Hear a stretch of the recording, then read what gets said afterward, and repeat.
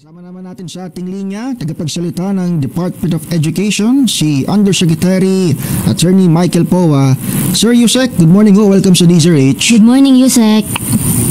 Good morning, Sir Edniel, Ma'am Giselle. Good Opo. morning po sa inyong lahat at magandang umaga sa ating mga kababayan. Sir, meantime sir, pwede na naming ibalita na may aasahan tayong good news doon sa mga teachers natin na may mga extrang load, at least within this week, ano ho, Yusek? Yes po, of course po, maglalabas na po kami ng polisiya na yan, na-finalize na po namin yung policy. Of course, pinapaprepare ko lang din po, no?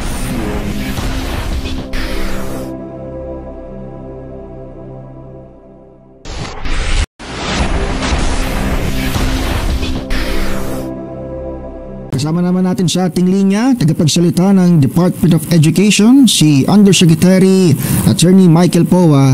Sir Yusek, good morning ho. Welcome sa DZRH. Good morning, Yusek. Good morning, Sir Edniel, Ma'am Giselle. Good Opo. morning po sa inyong lahat at magandang umaga sa ating mga kababayan. Sir, maraming salamat sa pagsama. I understand meron na lang tayong 1-2 buwan na lang natitira. Last quarter na ng school year natin sa public patapos schools. Pero still the same, may mga clamor pa rin at may sulat nga ata yung grupo ng mga guro sir sa DepEd na kaya naman daw i-revert back ng biglaan, partner. June agad-agad ang pasukan sa susunod na school year. Anong official na posisyon dito sir ng DepEd? At nakausap na ba natin itong TDC? Opo. So ngayon po, yes, mako-confirm ko po na nakatanggap naman po tayo ng kanilang panukala. In fact, we referred it to our curriculum strand. No? Pero sa ngayon po, nag-issue naman tayo ng DepEd Order number 3 kung saan inigdian na actually natin yung ating school year this year. So May 31 po ay matatapos na tayo this school year kasi nga dito na natin sinisimulan yung ating gradual reversion. Nakatakda naman po dun sa ating DepEd order that sa totoo lang hindi magiging abrupt yung ating pagbabalik dahil nga we have to consider not only the number of school days but also syempre yung pahinga ng ating mga guro at ang ating mga learners. Opo. But sa ngayon, nasabi nga namin sa isang statement namin na tayo to ay syempre magkukonsulta rin sa ating Pangulo kung meron siyang ibang option na gustong magawa ay baka mapag-usapan po natin soon. At saka ito naman sa akin naman to partner at Yusek, just my 2 cents lang naman. Ngayon kasi extraordinary sapagkat El Nino Oo, katindihan na din kasi ng ngayon kainitan. Okay, kapag binigla natin naman ng balik ng next school year, wala na El Nino yun. Baka sisihin na naman ng DepEd. Sabihin na naman bakit bigla-biglang ibinalik?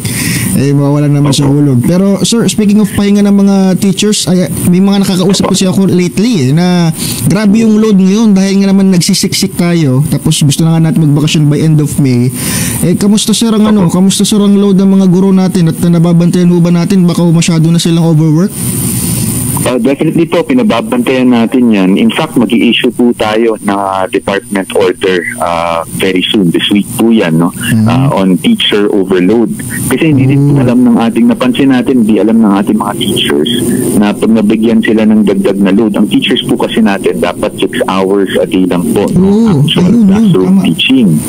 Ngayon kung lumampas po sila dyan, napansin natin na baka hindi nila alam na entitled sila sa teacher overload. So we will be coming out with a policy on teacher overload. At hindi lang po yan, kung maalala nyo, tinanggal po natin yung admin task sa ating mga teachers. At naging very aggressive po tayo the past couple of months sa pag-hire ng mga admin support personnel per division, per school, para lang po masigurado natin na matanggal talaga yung admin task sa ating mga teachers kasi dagdag trabaho yan sa kanila. Plus, ayaw din nating ma-overburden yung mga admin support na meron na tayo sa ngayon. Kasi yun din ang fear, na pag tinanggal natin siguro yung admin support naman ay grabe din ang trabaho, ma-overburden. So, nag-aggressive na po tayo pagdating sa hiring. At hopefully po, maganda po yung ating report na binigay sa akin. 99% na po ng pinapahire natin sa kanila na admin support personnel ay na-hire. Pagdating naman to sa mga plantilla positions ay nasa 90+% pa rin po. Wala lang akong exact number. But nag-issue na rin po kami ng memo. I signed a memo last Friday na talagang encouraging our field offices to complete the hiring at to fill up all unfilled positions. Nang sa ganun, matulungan din naman po natin yung ating mga guro, pati na rin ang ating mga existing admin support personnel. Yusek, balikan ko lang bago ko ipasa kay Giselle. Balikan ko lang yung yung sinasabi mo na kapag lumampas ng certain hours, overtime pay ito ang katumbas?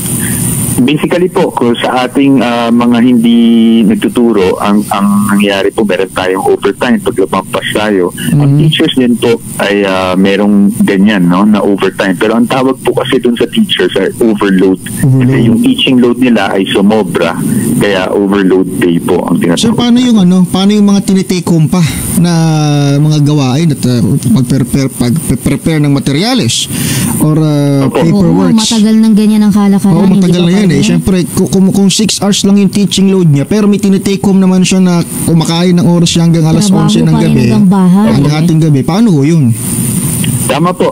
Ayon po sa Magna Carta, no, for teachers, kasi bilang civil servant, 8 hours po kasi talaga dapat ang trabaho natin lahat, no, na civil servants. Kasama po dyan ang ating mga teachers. So, pero sa teachers, unique po yung situation kasi ayon sa Magna Carta, ang kanilang actual classroom teaching ay 6 hours. So, paano po yung 2 hours na natitira? Yung 2 hours po natitira na yun po yung ginagamit para sa mga teaching-related or tinatawag nating ancillary task. So yan po yung paggagawa ng lesson plan, yan po yung pag-check ng mga test papers na pwede nilang gawin whether they are inside or outside the premises of the school. So hindi po natin nire-require na yung 2 hours na yan ay gawin nila sa school. Ngayon po, pag talagang meron pang ibang mga task na binigay, katulad nga dati may mga admin task, at sumusobra sila dun sa 8 hours of work, sila naman po ay entitled sa ating service credits na binibigay sa kanila. But these things will also be explained dito sa ating department order on teaching overload kasi actually ang title nun ay workload ng teachers, no? Kasi gusto din nating ma-define, sir, nung tayo ay naglabas ng removal of admin task, marami rin tayong nakuhang tanong kasi kung ano ba ang admin task, ano ba ang ancillary task, ano ba ang teaching related task. So ito pong ilalabas natin na polisiya ay magbibigay ng guidelines para alam po nila kung yung task na yon ay ancillary task, kung yung task na yon ay hindi na dapat nila ginagawa dahil purely admin task. At kung isang task naman ay talagang para sa teacher dahil teaching related siya. Alright. Habang namin yan, Yusek. Opo. Yusek, baling lang po ako ng kaunti. Bilang patapos na po yung school year 2023-2024 at 2 beses na pong nagdeklara ng suspension yung DepEd sa face-to-face class partner. Meron hong mga lumutang na opinion, Yusek, na bakit hindi na lang daw po tuloy-tuloyin yun hong pagsasagawa ng online classes sa natitirang mga lingguhon ng pasukan. Bilang wala din naman daw hong natututunan yung mga bata, Yusek, dahil sobrang init. Opo, tama po kayo, no? But siguro clarify ko lang, ma'am. Yung ating based on sa mga reports ng field, kasi ang ginagawa po natin, no? Pag sila ay hindi naman nagsususpend din ng klase, but nagsususpend din ng in-person lang. At nagsuswitch nga doon sa tinatawag nating alternative delivery mode, so whether online or modular. Nire-report po yan sa atin, may monitoring po tayo. The latest na nakuha kong number, although I don't know if ito pa rin yung number sa ngayon, is around from may 5,000 and then may one day nagkaroon ng 7,000 schools that have switched to ADM out of 47,678. So if you will look at the numbers, yes, on its own malaki siya at hindi naman natin dinideny yun na meron ding talagang significant number, but if you look at it, no, for 7,000 out of 47,000 public schools, you will see na hindi kasi pare-pareho, no, ang sitwasyon sa ating bansa. That's why we cannot have a blanket online. Of course, important rin nating masabi na talaga namang mas effective ang in-person classes. But we also have to balance that dun sa, syempre, yung kalusugan at safety ng ating mga teachers at ating mga learners, lahat ng nasa school. So that is why binigyan natin ng discretion ang ating school heads, yung mga principal po, kung saan nandun talaga sila on the ground. Alam nila mismo yung sitwasyon na day-to-day basis na magsuspend na lang ng in-person at mag-switch sa ATM kung hindi na makakabuti sa ating mga mag-aaral, sa ating mga guro, yung init or kung anumang kalamidad load na na dumating sa ating bansa. That is, we cannot do a blanket kasi as you can see, if we say 7,000 out of 47,000, so only around a little over 10%, mga 12% yung affected. Yung iba naman po ay hindi affected. So kaya po ang polisiya natin is really to give authority and discretion to the school heads. Opo, dito po Yusek sa 7,000 po na public school, gaano po karami yung mga estudyante na apektado ng suspension po ng face-to-face classes? Opo, wala po akong exact number sa ngayon, but I can have my team forward you the exact numbers ng affected learners po dito para po mas accurate tayo. But again, we must emphasize na yung pag-switch po natin, ano po siya, medyo fluid yung situation, meaning on a day-to-day basis, nag-iiba po yung number kasi may magsususpend and then may magbabalik naman sa in-person after a day. So, monitor naman po natin yan. Definitely, talagang yung gusto ko lang din ma-bring out na yung pagdeklara natin ng suspension of in-person classes kamakailan, I think twice yan the last 2 to 3 weeks, ay in fact hindi naman po yan related sa init kasi yung init kahit ano pong araw pwede pong mag-suspend ng ating mga school officials. Yung pag-suspend po natin ng klase nakarang araw, unang-una kasi nung first time tayo nag-switch to ADM na medyo naipit po siya dun sa holiday. So ninarapat namin na tuloy-tuloy na lang para mabigyan ng oras yung ating mga learners na tapusin yung kanilang mga projects, yung mga kailangan pang habulin. Ganun din dito sa latest suspension of in-person classes natin and switching to ADM. Ganun din po yung rason natin because nga iniklian po natin yung ating school year this year. So kung may mga kailangan mang habulin ay mahabol na. Yun yung masamang epekto naman ng pag-ikli. Talagang daming hinahabol ng mga estudyante at mga teachers. Opo. Yusek, huli na lang po sa akin at balikan ko lang partner yung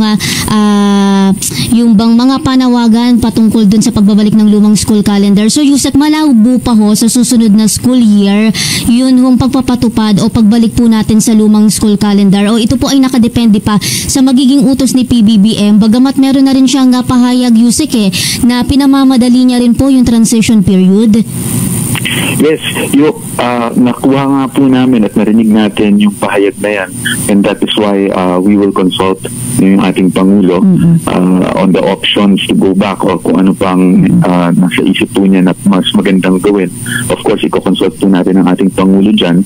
But secondly, ito pong ating department order ay galing po sa isang extensive consultation. Meaning, we consulted the field, we consulted yung ating stakeholders, private schools even, parents associations, teacher organizations, including those po na mention yung ngayon. Kasama po sila doon sa consultation natin bago natin nilabas itong bagong schedule natin under DepEd Order number 3 na pinaikli yung ating school year this year.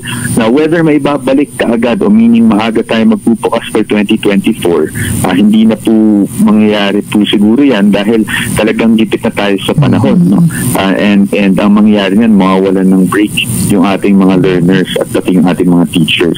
But as to speeding up for next year, sa ngayon po, wala pa akong mabibigay sa inyo dahil sa ngayon po talagang DepEd Order number 3 ang ating sinusunod. Of course, subject to further discussion and consultation with the President. Pero in the meantime, sir, pwede na naming ibalita na may aasahan tayong good news doon sa mga teachers natin na may mga extra load at least within this week. Yusek? Yes po. Of course po, maglalabas na po kami ng polisiya na yan. Na-finalize na po namin yung policy. Of course, pinapaprepare ko lang din po yung ating write-up tungkol dyan para lang mas lalong maintindihan at mas madali ma-communicate sa ating mga guro. But aside from overload, actually the main focus of the policy is to really help the teachers identify yung nature ng kanilang task. Baka mamaya may ginagawa sila, hindi na pala sakop ng trabaho. Kasi nung admin task, ng policy natin ng admin task, marami po talaga nagtatanong kung itong isang bagay, isang tungkulin ay admin task na or teaching related. Yusek, Kasi may mga task po tayo na kahit hindi actual classroom teaching, ay siguro kailangan natin talagang sabihin na teacher ang gagawa dahil teacher lang po ang may kakayanan gumawa ng mga ganyan. Katulad ng mga advisory classes natin. Last na lang siguro, buti binanggit mo. O nga, paano kapag na-identify na dyan sa order na yan na itong certain task ay hindi siya part ng teaching duty, babayaran pa rin ba si teacher on that?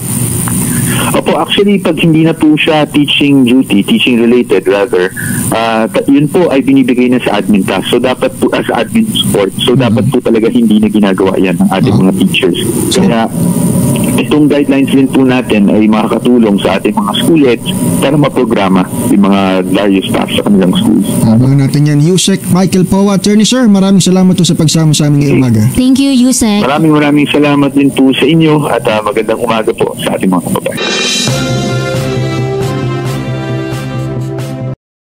Kung meron man kayong mga komento tungkol sa mga isyong ito, maaari kayong magbigay ng mga reaksyon sa comment section na makikita sa ibaba ng bidyong ito.